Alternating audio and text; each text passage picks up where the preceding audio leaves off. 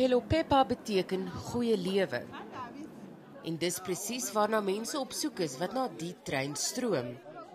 Met die jongste mediese toerusting aan boord, help die Transnet-projek al sedert 1994 gemeenskappe wat nie duur behandeling kan bekostig nie. Sommige pasiënte staan al amper 'n dag lank en wag hulle beurt af.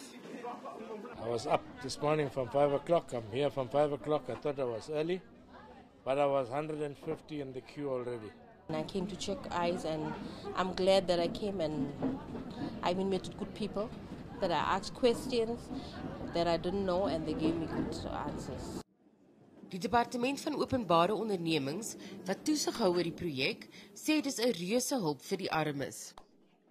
People come here, they would have spent about 2,500 rands to get spectacles, but they only pay about 30 rands to get the spectacles, and it is delivered within 24 hours.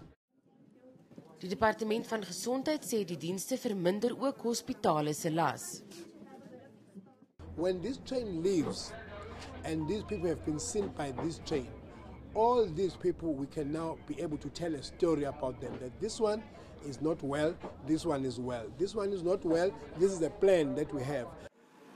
En elke dag is anders. Sometimes it's very, very cold, and you get patients who come to sleep over just to be seen the following day.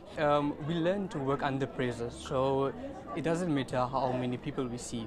We do it with passion. Die trein vat volgende die spoor Noord-Kaap toe.